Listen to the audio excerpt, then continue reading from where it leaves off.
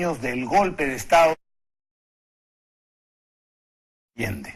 Y terminó en su suicidio. Y terminó en su suicidio, no en su asesinato, en su suicidio.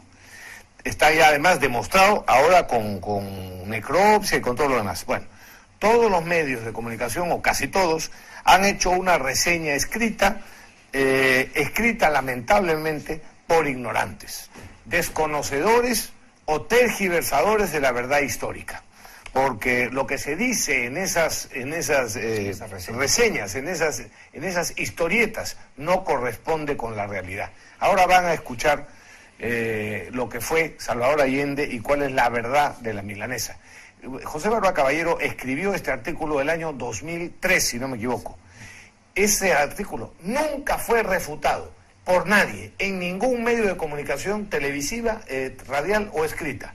De manera que le he pedido a Pepe que haga un resumen de ese artículo porque cuenta la verdad de los hechos. Y fue reproducido en varios países, entre ellos en Chile, ¿no? Sí, efectivamente. Bueno, los sucesos de Chile que culminaron con el derrocamiento y suicidio de Salvador Allende tienen una historia muy distinta a como la cuentan los marxistas criollos y los intelectuales de opereta que tenemos en nuestro país. Hasta 1970... Chile era un país que había conquistado logros notables, como una raza homogénea, educación básica y media superior a la de cualquier país latinoamericano, y un parlamento que estaba entre los más antiguos del mundo. Por esta conciencia cívica de respeto y tolerancia a las ideas, los chilenos se sentían orgullosos de ser llamados los ingleses de América Latina. Pero todo esto terminó con Salvador Allende. Para comenzar, no es cierto que Allende recibió una mayoría absoluta del voto popular como por ahí he leído.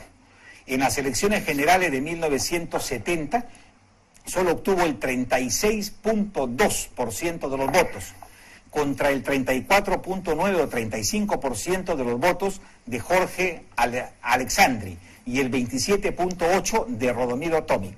Ante tales resultados, la Constitución chilena lo estipulaba así: correspondió al Congreso el derecho a elegir al nuevo presidente de la República. Y entonces sucedió lo increíble.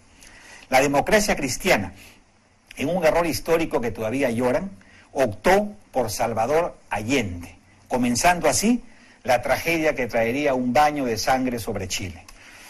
Lo primero que hizo Allende en su primer discurso como presidente de Chile fue romper la tradición democrática del país, diciendo, para asombro de propios y extraños, que él no sería presidente de todos los chilenos, sino que inspiraría su actuación en los conflictos de clase irreconciliables de la sociedad chilena.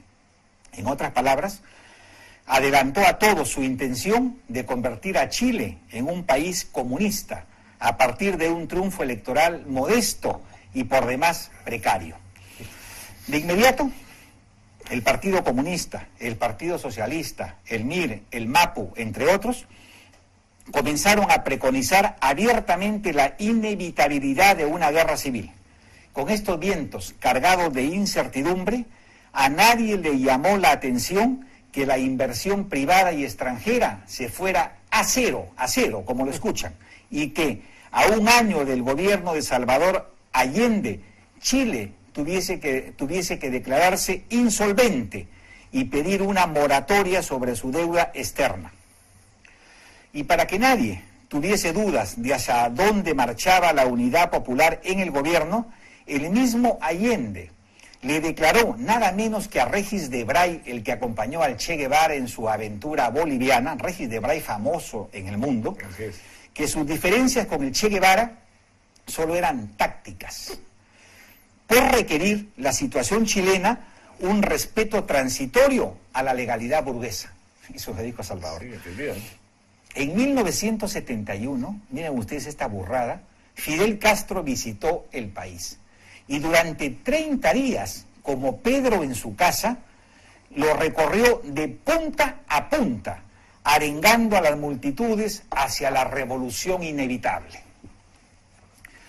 En 1972, Chile se convirtió en la meca de los Tupac Amaru y de todos los extremistas de América Latina. Ese mismo año comenzaron a instalarse las famosas escuelas de guerrilleros y se inició la importación clandestina de armas de todo tipo, desde ametralladoras y bombas de alto poder explosivo hasta morteros y cañones antitanques de procedencia checa y soviética.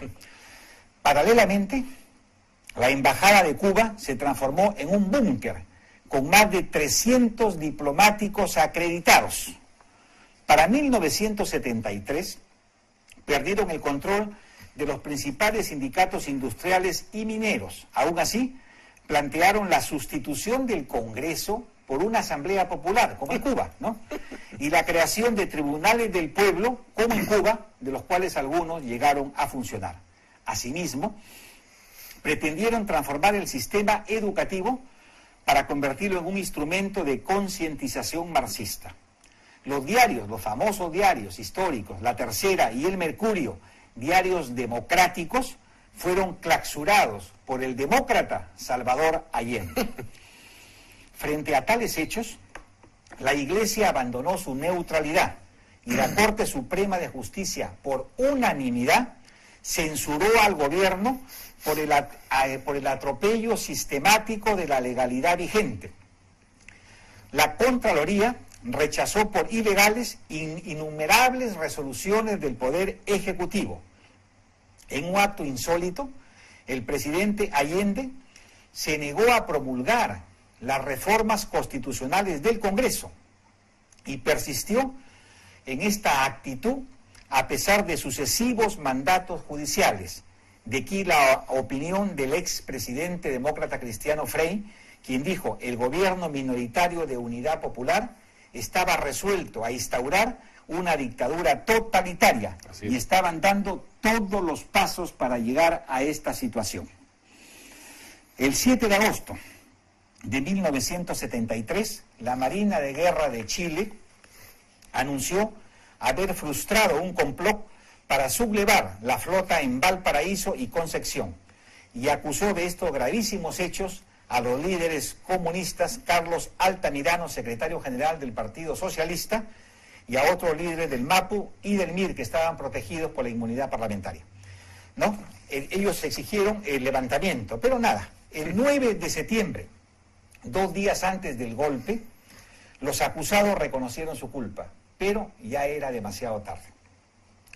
La destrucción de la democracia, de la economía y la negativa de las Fuerzas Armadas a convertirse en víctimas del comunismo terminó de prender la pradera y el rostro de la muerte se apoderó de Chile. Aunque cabe agregar que sin Salvador Allende y las monumentales torpezas políticas de la Unidad Popular, el mundo jamás hubiese escuchado el nombre de Augusto Pinochet.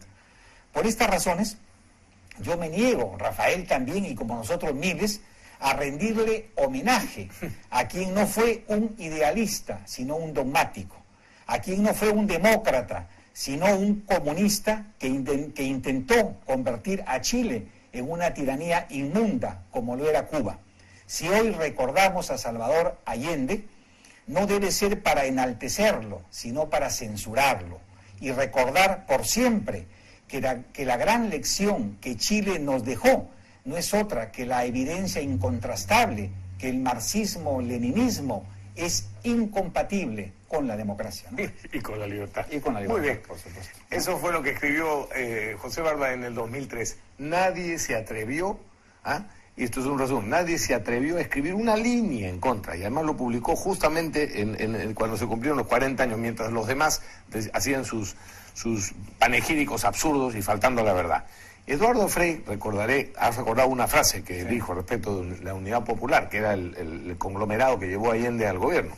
Pero adicionalmente, después del golpe militar, el señor Eduardo Frei, el expresidente chileno, dijo: la democracia en Chile no la mataron los militares, ya se moría sola y la remató Salvador Allende. Es una frase de Eduardo Frei padre, ¿no? Diciendo que la culpa no fue de los militares. Todo Chile demandaba, bueno, la grandísima mayoría de los chilenos, demandaba ya con cacerolazos a los militares que por favor salieran en la defensa de la democracia y de la libertad en Chile. Muy bien. Bueno, cambiando de tema.